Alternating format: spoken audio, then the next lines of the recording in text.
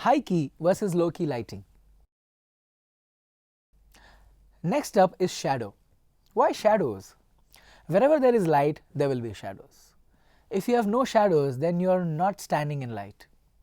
So next, let's talk about when light creates emotion. What is the larger outcome?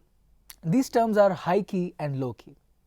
In any given lighting setup, of course there is not just high key or low key lighting. There is a lot in the middle. But typically, if you are going for a more dramatic mood, either really dark and dramatic or really soft and dreamy, it falls into either of the categories. So let's compare two images and see how can we differentiate the two. The first picture is a perfect example of a low key image. Low key is predominantly darker tones. There are more shadows to the image, there are more true blacks. When we talk about high key, it has more lighter tones, less or very mild shadows, and usually a bright background. But there's a point to note here, that high key does not mean overexposed or low key does not mean underexposed images. Just that the overall tones are brighter or darker. Fundamental light positions in photography and video.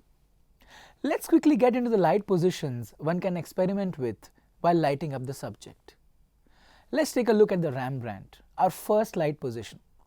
The famous painter Rembrandt truly liked the dark shadow created by the nose from the light coming from the side, possibly a window.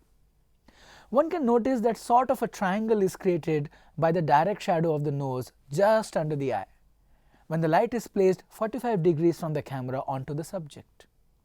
Now, one can create a flat Rembrandt by adding a fill light from the other side, or just have the single key light and keep the Rembrandt deep and dark. The second light position is a split light, ideally more dramatic than the Rembrandt. This is when we position the light to the far side at either 3 o'clock or 9 o'clock positions of the model, away from the camera. This light splits the subject onto two, a highlight side and a shadow side. Again, one can easily add a reflector to the shadow side and flatten it a bit.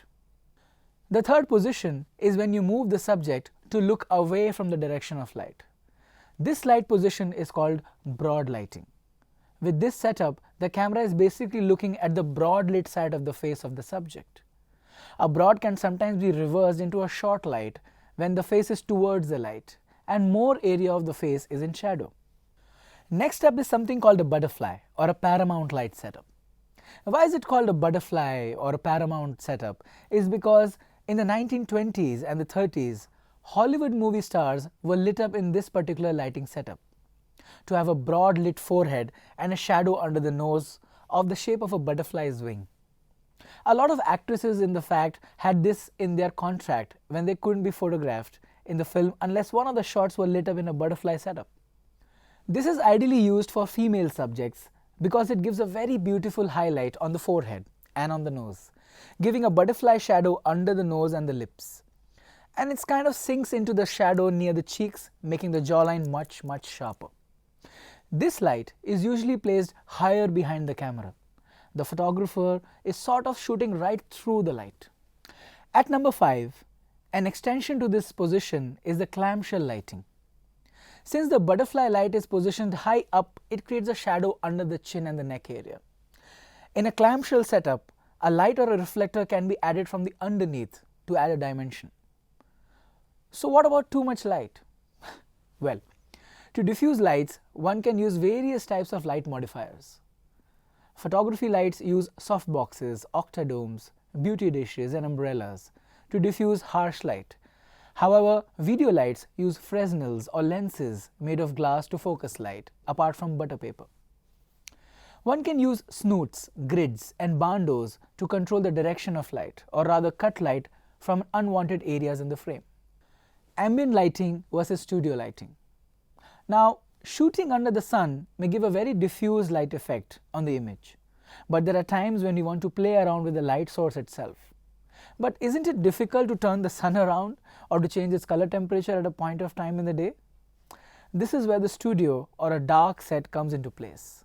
It is ideally a space where you can manipulate the quality, intensity, color, direction and the light source itself. which means you are now playing around with the power of lighting and can shape the personality of the subject by adding or cutting light. Adding light from a specific direction can highlight a certain contour of the subject and give a specialized effect or punctuation to the personality of the subject. Ever checked out the hero on a movie poster? If you see closely, they might have an added blade of light on the hairline or the biceps. In an ambient scenario lit up by the sun, the light is mostly diffused and bounces off from all directions, which might flatten out the subject. But in a controlled situation, you can just shut the light from all sides and switch on a blade of light from one particular direction to highlight a feature or a dimension of the subject. 3-point lighting. David Young once said, "It is the photographing of ordinary things in extraordinary light which results in extraordinary photographs." Usually most light setups are based on 3 lights and grow up from there. This brings us to the most commonly used lighting setup in photo and video, 3-point lighting. Basically, a 3-light setup is made up of, you guessed it right, 3 lights. But at times a 4th light, which is a silent light, is added to the setup. It's called a silent light because it's not on the subject, but rather on the background, to have a dimension in the background instead of a dead flat color. However, when we light up a subject artificially, a single axis of light or a single point lighting will create a dark shadow on the other side of the light axis. A 3-point lighting would give a 3-dimensional view of the subject. Let us quickly elaborate on the number of lights used in the 3-point lighting setup. The first light is called the key light, also known as the main light. This is the principal light that lights up the entire frame. Now, what does the key light do is the foundation for your 3-light setup. It fills up the majority of the frame, mainly lighting up the subject from a particular angle. This creates highlights from a particular angle, and rightly so, shadows on the other side of the light, and you start to build up from there. For example, if you light up a model with the key light from the right, you will see shadows created by the nose on the left.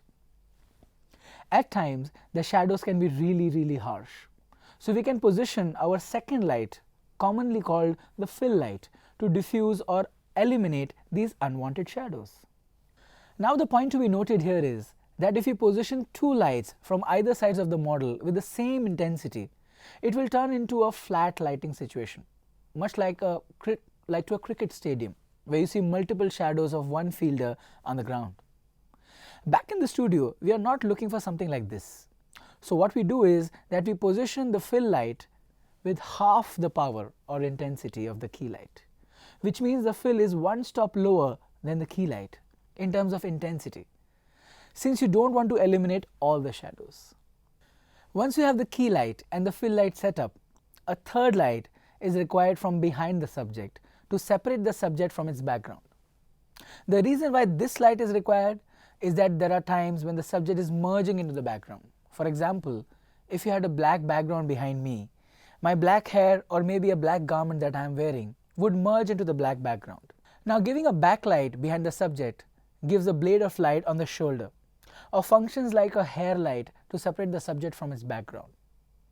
This separation light is often called the hair light when positioned higher, and a rim light when positioned lower to light up the shoulder of the subject. The point to note here is that the backlight is often higher in intensity than the fill light, and at times it can be the strongest light in the setup, since it's generally fired without a diffuser. When all the 3 lights are ready, it's time to decide whether the background of the subject requires an illumination or not. At times, a 4th light or a kicker is positioned not on the subject but towards the background to create a gradient of light on the background. Now mind you, this happens only in situations when the background does not have any reflective surfaces, or you might just end up having some ugly reflections in your frame.